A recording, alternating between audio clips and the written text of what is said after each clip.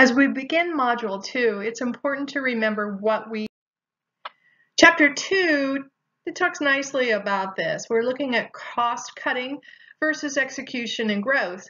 Regardless of the vision provided by CEOs, the dynamic activity through the late 1980s and the 1990s altered the priorities of executive leadership between growth, innovation, and cost cutting. So today, there has been a priority on execution effectiveness and top-line growth. So this change, this shift in priority has placed human resource departments and directors in direct alignment with vital organizational goals. It has almost been an awakening in some of our top organizations that we've realized the importance of what human resource departments can do when we recognize human capital.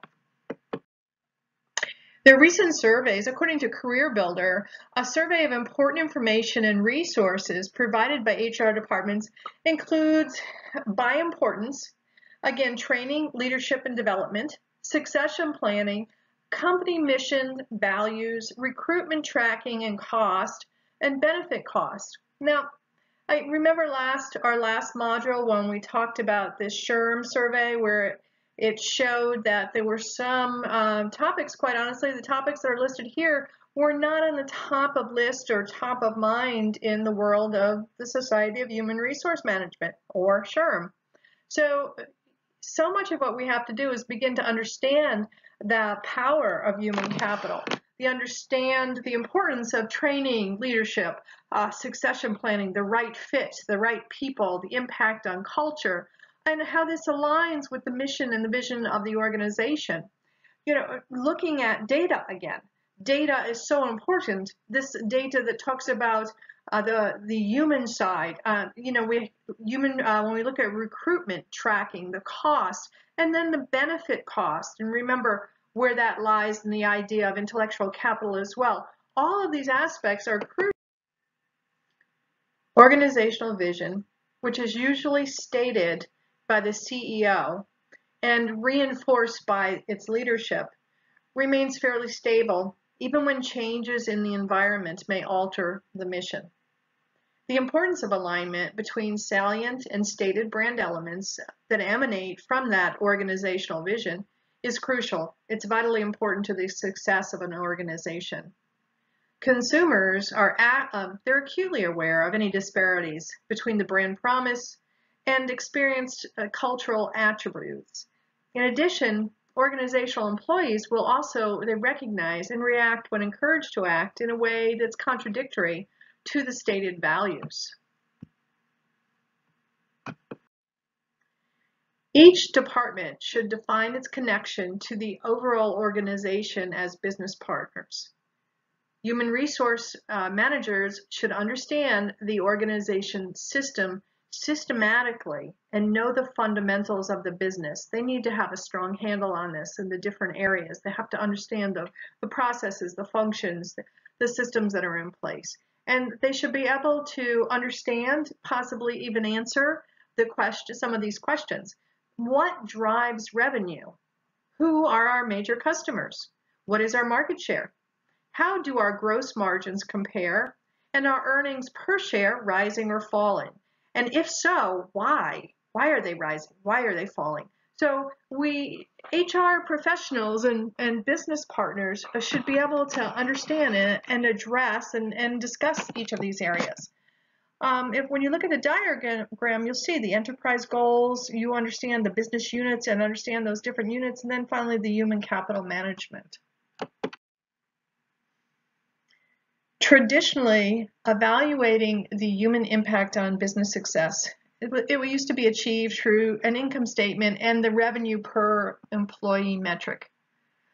With all the changes that have taken place within organizations, we find that this is impossible to understand to measure it in this way. It is impossible to understand the effects of the human effort compared to other organizational assets. Strategically, business processes they're more human interactional actions, albeit the use of technology and equipment. So what is needed are the more recent enterprise level metrics, and they include below. So take a look at your book and look at this from that human resource development person. Think about it from that human capital perspective, and then look at human capital revenue factor, human economic value added, human capital cost factor, human capital value added, human capital return on investment, and human capital market value.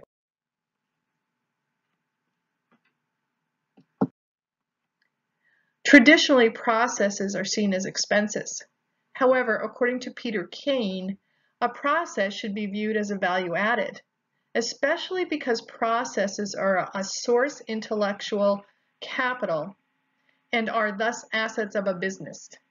Any process that costs more than it produces should be outsourced. All processes can be linked to one of three organizational objectives. One of three, there could be overlaps. You have productivity, you have service, and or quality. Process yields gains, and in more than one area, when we have to always remember that changes in process can be measured, resulting in a value-added metric. So take a look at Figure 3.1 on page 74, and this shows that process value analysis, which may be used to measure the value added of process change. Utilizing the supply chain management model, this can be applied to human resource management. There are 5 supply chain drivers that can be applied. So let's just take a look at each one of them: the production, the inventory, location, transportation, and information. And let's look at it through the eyes of HR leaders. And when you look at production, you see HR produces human capital to the organization. That is your production. In inventory, HR maintains a current and future pool of talented employees to meet production and customer service needs. Location, we provide human capital where and when it's needed, and this is an HR necessity. Transportation, an efficient hiring process delivers human capital when and where it is needed. Information, data from human resource information systems help. They are actually imperative to decision making. So overlapping the supply chain model upon HR processes provides the HR supply chain. So you plan, predict, you have the source, select, and develop and deliver. When we reconfiguring processes requires an understanding of process and then a way to define what modifications are to be conducted. A process contains the following elements: the requirements. These are clear goals and specifications of our desired outcomes. Interference.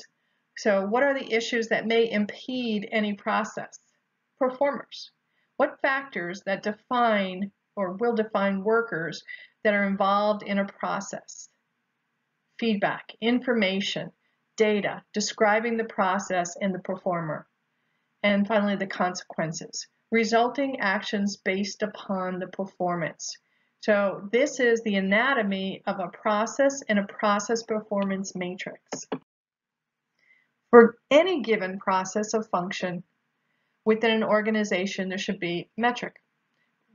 Greater tangibility usually provides consistency metrics, as in production, sales, and service.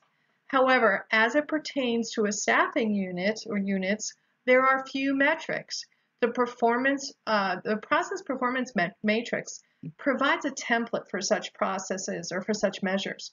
So take a look, utilizing Figure 3.5, the 4 basic measures: quality, innovation, productivity, and service, of intermediate value across the top, the x-axis of the matrix, and then the 5 factors: cost, time, quantity, quality, and reaction, to measure organizational activities along the Y side, the Y-axis. Organizations can assess the value added resulting from various change in process.